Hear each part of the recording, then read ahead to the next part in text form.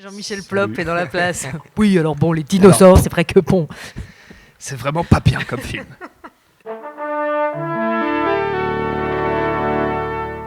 Bonjour. C'est moi Orson Welles. J'aime pas trop les voleurs et les fils de pute.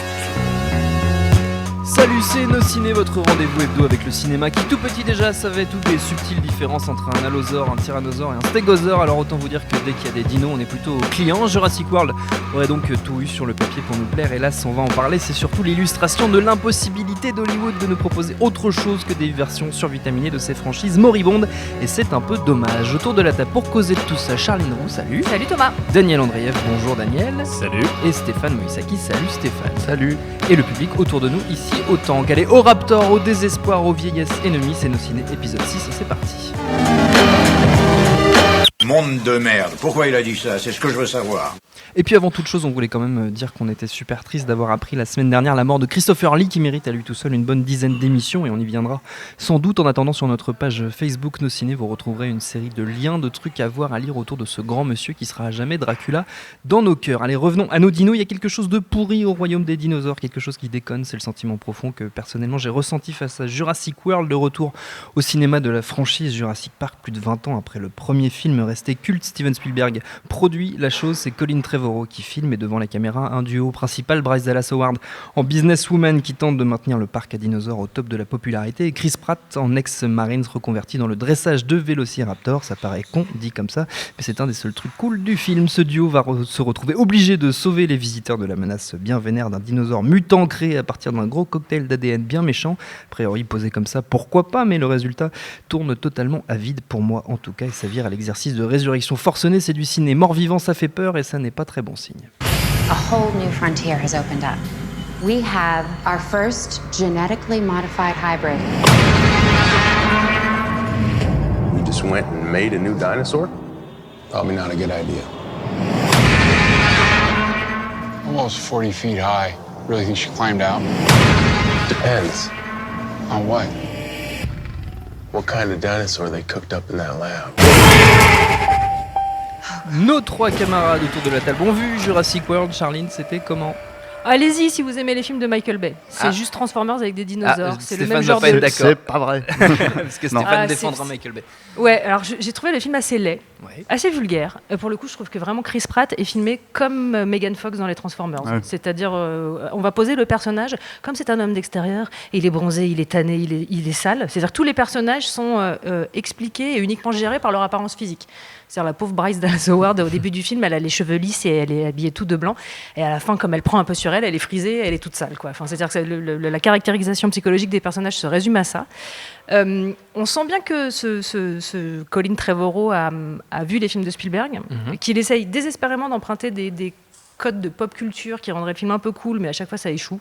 On sent qu'il a bien révisé Spielberg, mais sauf que c'est que de manière allusive et complètement raté. L'exemple type pour moi, c'est il y a deux gamins dans le film. Quand une conversation à un moment, et c'est le petit qui dit au grand « Tu crois que nos parents vont divorcer ?» Tu veux dire pour faire comme dans tous les films de Spielberg? Non, parce qu'après on va rien en faire, on va plus jamais en parler. Enfin, tous les codes sont... Pas du tout. Pour la défense de Colin Trevorrow, je dirais quand même que le film précédent qu'il a fait, qui s'appelait Safety Not Guaranteed, était vachement bien. Donc c'est peut-être pas tout à fait de sa faute. Je pense que c'est surtout un film de studio.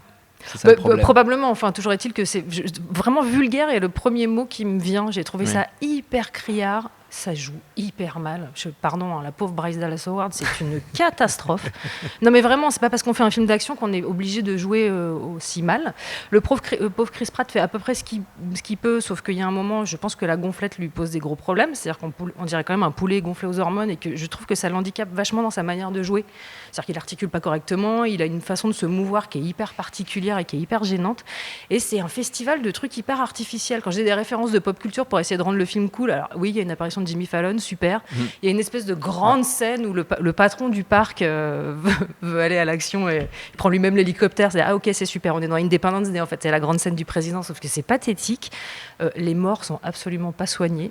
Et en fait, le gros problème, c'est que quand il y a un premier épisode qui est aussi fort, avec autant d'inventions visuelles, il faut que si derrière on relance une franchise, il faut qu'il y en ait 2-3 quand même. Là, il n'y en a pas du tout. C'est-à-dire qu'on nous rejoue quand même la scène du dino qui court dans le rétro, sur 2 secondes quand même. C'est vraiment... Enfin, c'est c'est criard, quoi. Je sais pas, c'est hyper balourd, quoi. À mon avis, c'est Génial. qu'ils ont surtout pas compris ce qui a fonctionné dans Jurassic Park 1. Si on regarde le premier, les dinosaures, on les voyait 15 minutes en tout, 20 minutes à tout casser. Et il y avait énormément de build-up, c'est-à-dire on nous présentait les personnages, on s'attachait à eux. Et ça, on n'a pas ça du tout dans le. Non, dans c'est ça, c'est les habits. Regardez les habits, vous saurez qui ils sont. Les personnages ne sont absolument pas présentés. On n'a aucun point d'attachement. Le pire, c'est quand même le héros qui n'a aucun arc narratif. Il est là parce qu'il est là. Il fait ses trucs parce qu'il les fait, mais il n'a aucune raison de faire tout ça. Les deux gamins qui sont supposés être notre œil à travers le parc, moi, j'avais qu'une seule hâte, c'est que l'un des deux se fasse bouffer. Je savais pas lequel j'aurais préféré que Ce ça. n'était pas possible. Et L'ado bougon et l'enfant émerveillé, c'est ça? ouais, et puis cette histoire de le divorce qui disparaît tout d'un Non, coup mais comme un plot. Ça n'a aucun intérêt. Vraiment, il y a le et- côté, on va faire comme chez Spielberg, mais c'est tout, quoi. Et en fait, je pense que le film se contredit énormément. C'est vraiment des problèmes d'écriture. Hein. Le film se contredit tout le temps. Le grand nouveau patron du parc dit ah, moi j'ai dépensé sans compter, grosse référence. Il dit ouais, la thune, j'en ai rien à foutre. Moi je veux faire un parc humain et tout ça. Et la séquence suivante, il dit ah non, faut pas me le tuer, ce dinosaure, il m'a coûté 23 millions. En admettant qu'il est méga riche, qu'il est la 7e fortune du monde. Oui, il c'est en ce a... qu'ils nous disent à un moment, oui. Donc vraiment, le film se contredit, il se contredit tout le temps, sur tous les points. Et du coup, ça le rend un peu imbouffable, quoi. Stéphane. C'est vrai ce que tu dis sur le fait que le film se contredit, mais moi je pense que c'est pas tellement un problème d'écriture, enfin c'en est un évidemment, mais c'est surtout un problème de façon d'aborder le sujet, c'est-à-dire on est quand même 22 ans après le premier Jurassic Park. Il y a une phrase moi qui a retenu mon attention dans le film, c'est quand ils disent de toute façon les dinosaures ça n'intéresse plus ça personne. n'intéresse plus personne, C'est dit au tout début du voilà, film. ça ne divertit plus C'est personne une et puis ça traduction. n'impressionne plus personne surtout. Et le truc c'est qu'effectivement tu parlais de build-up, là on parle de mise en scène, c'est-à-dire dans le premier Jurassic Park tout était construit en fait autour de la révélation du T-Rex, tout était construit autour de la révélation de la première fois qu'on voit les dinosaures, les brachiosaures je crois dans le premier. C'est un véritable émerveillement parce que, comment dire, à l'époque c'était du jamais vu, Ouais. du jamais vu tout court. Là maintenant, leur logique c'est les dinosaures n'impressionnent plus personne, donc on va en foutre partout. Mais c'est pas parce qu'en fait on multiplie le truc par 1000 que ça Que ça devient résout le spectaculaire problème, pour autant quoi. C'est une grande contradiction du film, encore une fois. Voilà. C'est qu'il nous dit ouais, les dinosaures c'est super, mais en même temps il nous dit bah non, en fait c'est tout nul. Et donc Donc on a créé un méga, donc on a créé un un- méga super dinosaure. Et alors, le dinosaure lui-même est trop intelligent par rapport au film. C'est-à-dire, il a une puce dans la peau, mais il est tellement intelligent qu'il s'enlève sa puce. Enfin, c'est Il y vraiment. a des techniques de camouflage et tout. Oui, Enfin, alors c'est- la Il peut technique de effacer, camouflage. il peut effacer sa signature thermique, ce qui Oui, est quand même très aussi. fort Ouais. aussi. Ça aussi, c'est un truc gratuit que nous offre le film. C'est-à-dire, tout d'un coup, il a une technique de camouflage. Et puis il parce l'utilise que- plus du tout après. Parce que c'est vraiment. Donc il est pas si intelligent que ça Non, quand même. en hein. fait, il est un peu con. Mais le souci du film c'est que moi je Stéphane. trouve que c'est pas si inoffensif que ça en fait justement. C'est que par exemple, encore une fois dans les thématiques, c'est à la fois un méga blockbuster pensé comme tel, c'est-à-dire et là où c'est paradoxal, c'est que ça se veut en fait une critique de du capitalisme, parce que ce personnage en fait de Magna en fait de riche en fait dont tu parlais, voilà, c'est un personnage en fait qui est clairement caricaturé par exemple sous cet angle-là. L'apparition de Jimmy Fallon dont tu parlais, c'est une référence spécifique au parc Universal en fait. Et du coup en fait il y a une mise en abîme dans le film qui traite en fait en disant oui voilà alors c'est ça le capitalisme en fait le consumérisme et voilà la direction dans laquelle on va, et en même temps en fait ce film est ce produit là en fait et il est censé créer une nouvelle attraction à un moment donné ou à un autre quoi. Oui. Donc Et au-delà de ça, en plus, c'est-à-dire que le placement produit, on sait, ça se fait tout le temps, etc. Encore faut-il que ce soit relativement discret. C'est-à-dire que là, c'est quand même l'enfer, quoi. C'est-à-dire tous les 3 plans, il y a une marque qui est citée, et en gros. Il y a une marque, il y a un Starbucks au loin et tout ça. Le Et- casque du gamin, Mais- les voitures, puis Mais- tous les gros plans gratuits, Et c'est quand surtout, même. ça finit par faire un parc d'attractions où on n'a pas envie d'aller en fait. Il y a plein de gens, il y a plein de queues, il y a les passes VIP pour les connards. Non, c'est vraiment. Il y a des dinosaures dangereux. Non, mais on n'a pas du tout envie d'aller, et c'est un peu le problème aussi de Tomorrowland, c'est-à-dire que on nous vend. On nous vend du rêve, on nous dit ça c'était génial, et à aucun moment on nous montre pourquoi c'était génial, et ça nous fait un peu la morale. Alors, ceci étant, comme on est hyper dur, je peux pas non plus dire que j'ai passé un super mauvais moment. Hein. J'ai sursauté sur mon siège. Voilà. Aucun chauvinisme là-dedans. Je trouve qu'Omar Sy, malgré ce petit rôle, s'en sort plutôt pas mal, ce qui est quand même assez appréciable. Spoiler, il ne meurt pas. C'est moche ce que tu fais. Stéphane. pour moi le souci de ce film c'est surtout que c'est un film de son époque, c'est-à-dire que c'est vraiment construit, enfin je veux dire c'est un bon produit. Si Oui, tu bien veux sûr. aller voir des dinosaures, t'auras des dinosaures, il n'y a pas de problème. Maintenant, est-ce que c'est un bon film ? Non, c'est pas un bon film, c'est pas un film mis en scène. Je veux dire, on parle quand même du premier Jurassic Park. Le fait qu'ils n'arrêtent pas de citer constamment en fait en le premier, des permanence. plans entiers Ouais. en fait du premier et Même qu'ils des éléments de l'intrigue quasiment sont liés au premier. Voilà, On, et on ramène des bouts du premier film. voilà, et qu'ils en font absolument rien derrière, c'est quand même pour moi un aveu d'échec absolu Complètement. parce que je Et, t'en prie. et l'utilisation de la musique est insupportable. Et t'as raison sur le fait que la réalisation aussi, elle pêche, parce que tout est caricatural par rapport au premier, mais en plus, enfin, c'est le fameux dinosaure qui nous est montré, enfin le Psychonosaure Rex ou Imperius Rex ou whatever. Un Dominus, Dominus Rex, enfin, le psychopathe Rex, et puisque c'est vraiment un psychopathe, on lui a mis des gènes de psychopathe, il tue pour le plaisir et tout ça. À aucun moment on nous le montre. Oui. Et il y a un problème d'échelle dans ce film. Et on se rend pas compte quelle est sa taille. On se dit il est plus grand, mais on sait pas à quel point il est plus grand.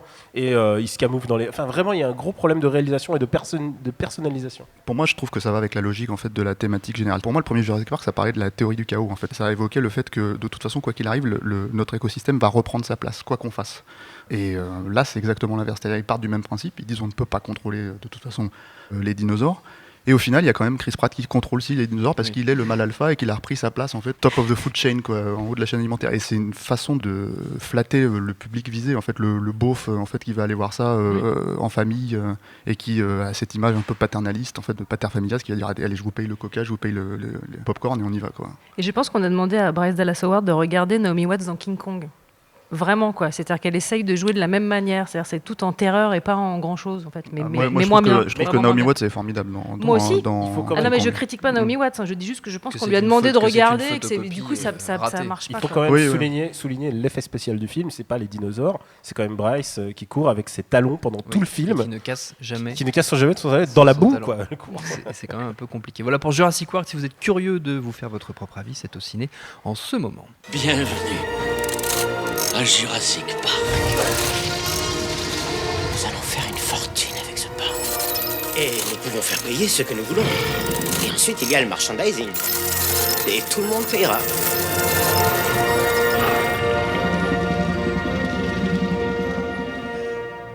Dès le début de Jurassic World, Stéphane l'a dit, il y a une phrase qui résume tout le problème du film. Les dinosaures, ça n'intéresse plus personne. Petite remarque de Dallas Bryce Howard pour justifier la création du dinosaure transgénique qui va finir par buter tout ce qui bouge. Et en fait, si on y pense bien, cette histoire, c'est une bonne métaphore de ce que représente le film à l'échelle d'Hollywood. Une version mutante stéroïdée d'une franchise qui n'intéresse apparemment plus les gens. Un bon résumé de comment une partie des studios voit le cinéma populaire qu'il faut nécessairement fabriquer plus gros, plus fort, plus vite, sous peine d'emmerder le spectateur, incapable évidemment de se concentrer sur quoi que ce soit, en lui remâchant au passage des idées vieilles d'au moins 20 ans, sans surtout apporter quoi que ce soit de neuf, parce que ça fait peur. Je sais pas si vous voyez les choses de la même façon, Stéphane. Il faut savoir qu'un film comme Jurassic World, c'est 15 ans de développement de hell. C'est-à-dire, pendant 15 ans, ils ont essayé de trouver l'histoire, qu'ils n'ont jamais réussi à trouver ce qui s'est passé. Donc, entre-temps, il y a une génération en fait, qui a sauté, quoi. Et la nostalgie s'est installée. Donc, du coup, c'est leur moteur, en fait, c'est leur fuel pour faire le film. Et c'est l'excuse, en fait, qu'ils ont trouvé. Maintenant, ça, c'est pareil. Ça fait partie de ce que je disais tout à l'heure. C'est un film de son époque, clairement, où on flatte, en fait, le public, si tu préfères, qui va venir voir ce film, en lui disant, rappelle-toi, il y a des années de ça, en fait, c'était super. Ouais. Mais du coup, on oublie de faire des films super au passage. Bah, on peut, enfin, moi je suis pas du tout nostalgique, mais la nostalgie en soi, c'est pas un problème si on fait du cinéma derrière. En fait, Tarantino, par exemple, c'est un fétichiste nostalgique, clairement, mais par contre, il reconstruit derrière, en fait, sur ses propres souvenirs et sur ses affections, en fait, cinématographiques. Là, c'est ce qu'on disait sur Jurassic World tout à l'heure, c'est un produit. Donc le fait est que, en fait, la nostalgie est traitée comme un outil marketing. Je suis sûr qu'en fait, ils se sont demandé s'il fallait aller aussi loin que ça et dire est-ce qu'on fout la flaque d'eau avec le voilà, juste pour vraiment rappeler tout. Oui, le verre, voilà, exactement, qui sont des effets de mise en scène en fait créés par Spielberg, exactement ce que tu disais tout à l'heure, pour construire en fait le suspense. Et qui à l'époque étaient vraiment des idées fraîches et neuves et qui étaient génératrices de cinéma pour le coup. Et que tu retiens. C'est-à-dire que tout le monde se rappelle de cette scène. Plus même des fois que certains plans de dinosaures, quoi. Donc le truc, c'est que là, t'as rien de tout ça dans le film. Et en plus, ça bouffe un peu à tous les radiers parce que ça emprunte à Aliens, ça emprunte aux Dents de la Mer, ça emprunte sans jamais vraiment traiter les trucs. Donc c'est un film de geek, on va dire, puisqu'en fait ça traite ces choses-là, mais c'est un mauvais film de geek parce que c'est un film de geek qui est infusé par toutes les nécessités du studio et le studio qui veut absolument ramener le public geek en fait à voir ce film. Mais comme tous les autres publics d'ailleurs en fait, c'est au sens large du terme, quoi. Un vrai problème de digestion des références en fait. C'est pas très grave d'être référencé à condition d'en faire autre chose. Là, on sent clairement que ça a été avalé très vite beaucoup et vraiment pour le coup pas digéré quoi. Donc on n'en fait rien, tout reste hyper en surface. Et après effectivement sur le côté nostalgie, je sais pas, un film qui était cool en 90 ou en 2000 ou en 80, c'est parce que ça allait avec le moment où je vois pas la nécessité de refaire les choses aujourd'hui. Alors qu'effectivement, c'est complètement dépassé là pour le coup. Et vous parliez tous les deux de nostalgie, mais il y a une scène qui m'a vraiment frappé et qui a fait tout le commerce du film, c'est la scène où Chris Pratt fait de la moto avec des vélociraptors sur ses côtés. Moi personnellement, j'ai kiffé. Ouais, moi aussi. Alors, j'avoue, guilty oui, pleasure. mais il y a de manière totalement basique et imbécile. Il y a un gros problème de cette scène, c'est qu'elle a été créée pour que les mecs applaudissent pendant les trailers et les Comic-Con et tout ça. Mais si tu réfléchis 2 secondes, cette scène est imposée par le méchant du film. Puisque c'est le méchant du film qui dit allez j'ai un plan, on va balancer les vélociraptors et le mec à moto et c'est le méchant, il est clairement désigné comme méchant parce qu'il n'a aucune autre fonction que ça. C'est vrai qu'on n'a pas parlé de Vincent D'Onofrio qui joue le méchant, qui est peut-être un des pires personnages qui est vraiment très cinéma. Et du coup tu y vas. Et du coup quelque part il dit bon bah vous m'envoyez Chris Pratt à moto avec des vélociraptors. Et quelque part, c'est lui qui fait le marketing du film, quoi. C'est très bizarre de s'imaginer. Le truc qui est drôle, c'est quand même, et surtout, vous me laissez bien Omar Sy en quad derrière. Hein. Faudrait pas qu'il aille plus vite non plus, quoi. Bah non, évidemment. C'est Chris Pratt devant. Mais est-ce qu'on n'est pas, avec ce film, arrivé presque au point de rupture où Hollywood tourne totalement à vide ? C'est pas ce film en fait qui a amené le point de rupture, hein. C'est la façon dont tout ce type de films sont faits, hein. Mais ça date pas d'hier, hein. Moi je sais que les plus gros films comme ça qui m'ont rendu dingue en fait, tellement ça flattait le spectateur original dans le sens du poil, c'était Predators ou Die Hard 4, où il citait constamment en fait le premier Die Hard ou le troisième Die Hard ou le premier Predator, mais à un point où ça n'avait plus aucun sens. C'est ce que je voulais dire par cinéma vivant, c'est qu'on est vraiment dans un truc qui est maintenu en vie artificiellement à coup de vieilles références. Et c'est surtout que ça crée rien du tout derrière, parce qu'en fait Predators, il n'y a pas de suite, Die Hard 5 c'est juste la mort de la franchise absolue, quoi. Et par exemple les remakes en fait de Freddy, les remakes de Vendredi 13, on prend des franchises en fait qui existent depuis les années 80 qui ont généré 10 films. C'est pas des bons films, hein. Je vais pas survendre les Vendredi 13, mais l'idée en fait par exemple d'un Vendredi 13, c'est de reprendre exactement ce qui a plu aux gens en fait dans les premiers et le raconter dans un seul et même film. Donc du coup le Vendredi 13, le remake, il y a 3 fois une scène d'ouverture qui sont concentrées en fait dans les 3-4 premiers films. Et il n'y a plus de suite, il n'y a plus rien, les gens font plus rien derrière avec ça, même si le film a marché, même si ça a contenté les gens, le problème c'est que la créativité n'est pas là, donc en fait on peut rien construire derrière, quoi. Du coup on part vraiment perdant pour Terminator Genesis, quoi. On n'a même pas essayé de partir gagnant. Je pense que Terminator ça va être atroce. Ce sera l'objet d'une prochaine émission. Pour terminer, c'est la tradition dans nos ciné, la recommandation de nos chroniqueurs, 2 minutes chacun pour convaincre. On reste dans le thème dinosaures, franchise culte, parc d'attractions si vous voulez, mutation malheureuse. Daniel ? Alors moi, mes dinosaures de fiction préférés, ça reste les dinobos de Transformers. Et alors pas les dinobos qu'on voit dans Transformers 4, mais les vrais dinobos qu'on avait dans le dessin animé, qui étaient un peu concons. Ils étaient stupides, ils étaient très manipulables et ils étaient gentils. Et donc, si vous êtes débrouillard, vous pouvez choper le DVD du film qui est sorti en 86. Et il y a un vrai film de cinéma qui était un peu ma boule, puisqu'à l'époque, ils voulaient changer les lignes de jouets, donc ils ont cassé tous les jouets, ça se voyait pas du tout à la télé à l'époque de tuer des héros. Et là, donc du coup, au cinéma, ils se sont lâchés, et puis on voit les dinobos qui sont vraiment cool. Voilà, c'est les meilleurs dinosaures de tous les temps. Voilà. Bon, c'est comme ça, c'est dit. Stéphane. Transformers, le film. Alors moi, je vais pas parler de dinosaures, mais je vais parler de Jurassic Park, Michael Crichton, hein, l'auteur original, et moi je vais recommander du coup le 13e guerrier, qui est une autre adaptation de Michael Crichton par John McTiernan. On peut rappeler un petit peu l'histoire, tout ça du film. En fait, c'est une relecture. Le roman était une relecture en fait du conte de Beowulf. C'est l'histoire en fait d'un lettré arabe au 15e siècle qui se retrouve en fait à devoir partir avec des Vikings, et qui va apprendre le sens de l'aventure et le sens de la noblesse en fait aux yeux de ceux qui considèrent comme des rustres. Et le film en fait est réalisé par John McTiernan. C'était un très gros budget à l'époque, complètement saboté par le studio. Il y a eu des reshoots, en fait, le film lui a échappé. Mais comment dire, pour moi ça reste un chef-d'œuvre. Donc voilà, je recommande. Je pense que les gens connaissent. Hein.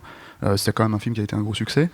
Donc oui, chef-d'œuvre saboté, mais je préfère toujours ça à une merde complète comme Jurassic World. Donc, voilà.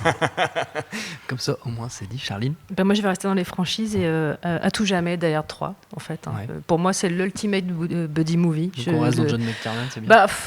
Bruce Willis, Samuel L. Jackson, pour moi, en association, enfin vraiment dans le type buddy movie, on n'a jamais rien fait de mieux. Et John McClane restera à tout jamais dans mon cœur comme le premier héros à se salir quand il allait au charbon, quoi. C'est-à-dire que le débardeur blanc, à la fin, il était sale, et pour moi, ça a été une vraie révolution. Peut-être que sans lui, Chris Pratt n'aurait jamais été dans la boue, qui c'est notre temps est écoulé. Merci à tous les trois. Merci à Jules Croix à la technique autant que le public pour l'accueil. Prochain Nos Ciné, on parlera de Pixar à l'occasion de la sortie au cinéma du très chouette Vice Versa. Retour sur le catalogue imposant du studio désormais aspiré dans le grand tout Disney. D'ici là, vous nous retrouvez un peu partout sur le net, SoundCloud, Mixcloud, YouTube, Facebook, Twitter. On s'appelle Nos Ciné à chaque fois. N'hésitez pas non plus à écouter nos précédentes émissions sur Mad Max, sur Tsuyark, sur Avengers, sur Brad Bird. Et en attendant, on vous dit à la semaine prochaine. Mademoiselle, madame, Tina Turner, qui chante, qui chante pas, vous allez l'entendre tout de suite. Salut, c'est Nico Pratt, retrouvez No Fun chaque jeudi en podcast. No Fun, votre nouveau rendez-vous musical hebdomadaire qui analyse, décrypte et parfois trash la pop musique. Qui chante,